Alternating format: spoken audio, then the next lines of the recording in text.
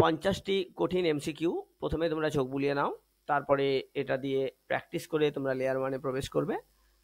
মনে রাখবে এখানে তোমরা পেয়ে যাবে টাইপ অফ কোশ্চেন, মানে যে টাইপের প্রশ্ন আসে সেগুলো, যেমন ভৌতবিজ্ঞান, জীবনবিজ্ঞান, ভৌতবিজ্ঞান এবং অঙ্কের দিয়েছি আগে, তারপরে জীবনবিজ্ঞান। প্রাকৃতিক নির্বাচন তত্ত্বের প্রবক্তা কে? এটা কি বলার দরকার আছে? Natural selection. আচ্ছা, জেনেটিক ইঞ্জিনিয়ারিং কি? বলো। আচ্ছা, ব্যাকটেরিয়া কোষ প্রাচীর এই কম্পাউন্ড নামটা মনে রাখবে, ঠিক আছে? এটা কিন্তু ফাঙ্গাসের কম্পাউন্ড, এটা উদ্ভিদ কোষের কম্পাউন্ড, এটা কার? আমাদের লিপিডের কোষ প্রাচীর নেই, কোষ পর্দার কম্পাউন্ড, ঠিক আছে? মনে থাকবে। সম্পূর্ণযুক্ত একটা ভাইরাস কণাকে কি বলে? ভিরিয়ন, ঠিক আছে? ভিরিয়ন, ভিরিয়ন, ভিরিয়ন বলে। হ্যাঁ, লাইসোজেনিক চক্রে। আচ্ছা, ভাইরয়েড কি? ক্যাপসিড কাকে বলে? ক্যাপসিড হচ্ছে ভাইরাসের বাইরে যে প্রোটিন আবরণ, সেটা ক্যাপসিড বলে। আর ভাইরয়েড কাকে বলে?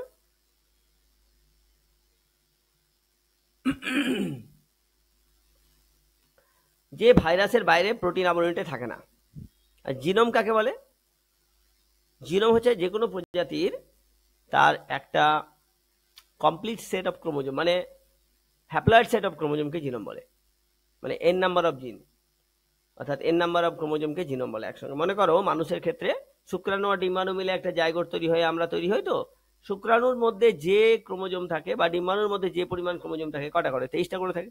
এই 23টা করে ক্রোমোজোমকে একসঙ্গে জিনোম বলে। আছে হলো। লাইসোজেনিক চক্র কোন ভাইরাসে দেখা যায়? ডুবেছে। লাইসোজেনিক চক্র টিএমভি ভাইরাসের মধ্যে দেখা যায় না, টি সিরিজের ভাইরাসগুলোর মধ্যে দেখা যায় না। ল্যামডা ফজ। যে কোনো ভাইরাসের জীবন চক্রে দুটো জিনিস থাকে, লাইটিক এন্ড লাইসোজেনিক চক্র, ঠিক আছে? তো সবকটি উত্তর।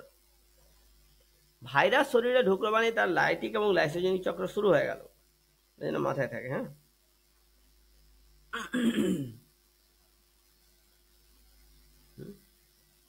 সরি, এখানে আমি একটু ভুল করছি। সব ভাইরাস করে না, বুঝলে কি না? এখানে এই ফাজ ভাইরাসগুলো এটা দেখায় শুধুমাত্র, ফাজ ভাইরাস, ঠিক আছে? কারণ আমরা দেখেছি লাইসোজেনিক চক্র কিন্তু কি বলতো, লাইটিক চক্র দেখাবে কিন্তু লাইসোজেনিক চক্র নাও দেখাতে পারে।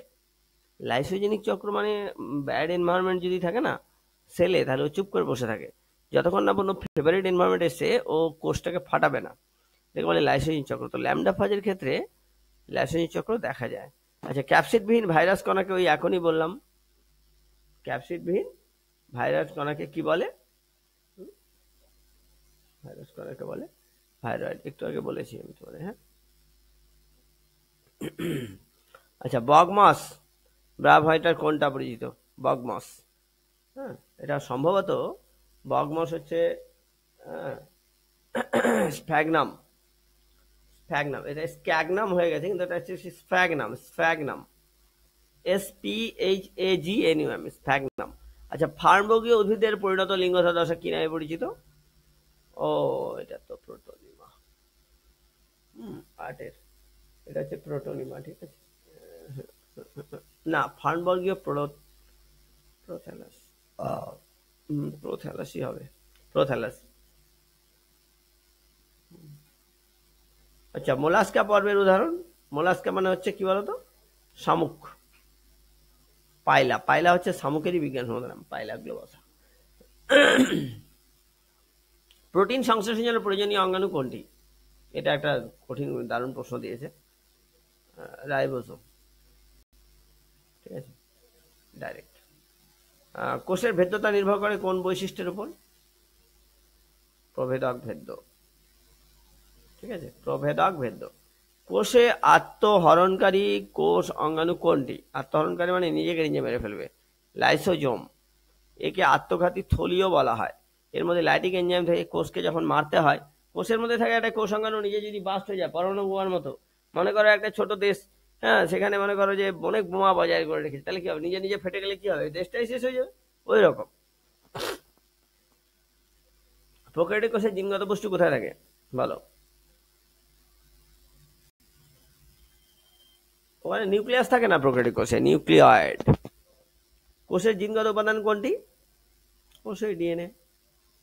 আচ্ছা, কোষপাত গঠনের ক্ষুদ্র একক কি? ফ্র্যাগমোপ্লাস্ট।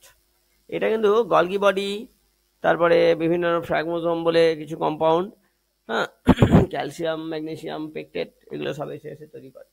আচ্ছা, ক্যান্সার সৃষ্টিকারী পদার্থকে কার্সিনোজেন বলে। হ্যাঁ, মিউটেশনের জন্য দায়ীকে বলে মিউটাজেন, বিষকে বলে টক্সিন। ঠিক আছে। আর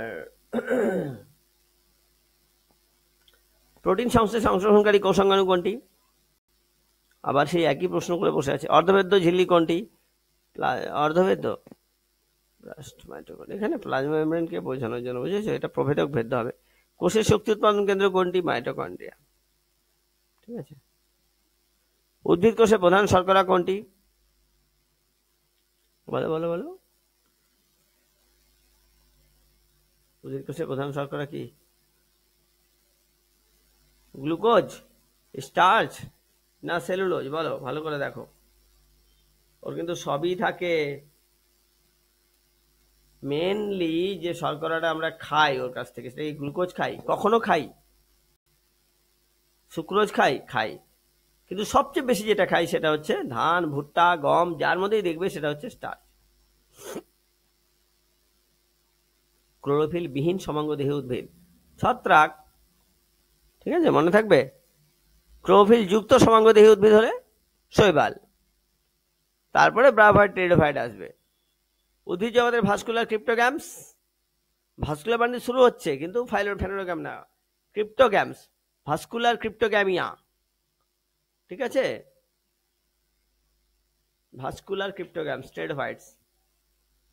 সংবহন কলাবিহীন লিভারওয়াট।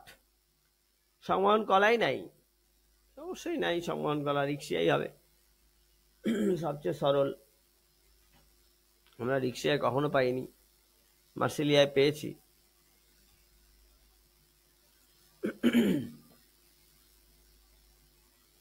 অনাবৃত বীজযুক্ত উদ্ভিদের উদাহরণ? অনাবৃত বীজযুক্ত উদ্ভিদ বলো। নিটাম। ঠিক আছে। আবরণী সহ বীজযুক্ত উদ্ভিদদের কি বলে? অ্যাঞ্জিওস্পার্ম বলে। এটা অ্যাক্সিওস্পার্ম হয়ে গেছে, ওটা অ্যাকচুয়ালি অ্যাঞ্জিওস্পার্ম। বিষমপৃষ্ঠ জালিকাকার শিরাবিন্যাস যুক্ত উদ্ভিদ কোনটি? বাবা, জালিকাকার শিরাবিন্যাস, বিষমপৃষ্ঠ জালিকাকার শিরাবিন্যাস। অবশ্যই জালিকাকার যখনই হবে তখন আর ওগুলো থাকবে না, এই যে বীজপত্রী, মানে জটিল হয়ে গেল। যদি সমান্তরাল থাকতো শুধু, তাহলে ওটা হতো বীজপত্রী। নোটোকর্ড যুক্ত প্রাণীদের কি বলে? বলো। নার্ভ কর্ড, নোটোকর্ড, ক্লাস 9-এও পড়ছো, এইটাও একটু একটু ছিল মনে হয়, না ছিল না।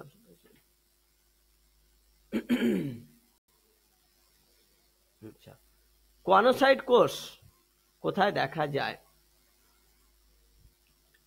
কোয়ানোসাইট কোষ কিন্তু একটা বিশেষ বৈশিষ্ট্য, এটা মনে রাখতেই হবে তোমাদের। হ্যাঁ, স্পঞ্জের মধ্যে প্রোটোজোয়া পরিফেরা, হ্যাঁ, পরিফেরা যে পর্ব রয়েছে,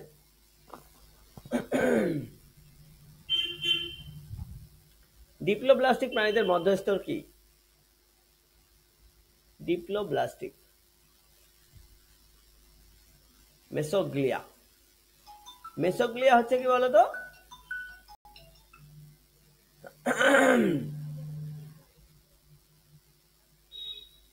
ল্যাসো কোষ কোথায় দেখা যায়? ল্যাসো কোষ। ঠিক আছে, এগুলো কিন্তু ক্লাসিফিকেশন চ্যাপ্টারটা রয়েছে না, ক্লাসিফিকেশন চ্যাপ্টারের মধ্যে ল্যাসো কোষ রয়েছে। ঠিক আছে, এভাবে করে তোমরা পুরো পড়ে নেবে, বেরো। ঠিক আছে, এটা কেন ডারমাটার প্রবাবলি বৈশিষ্ট্য।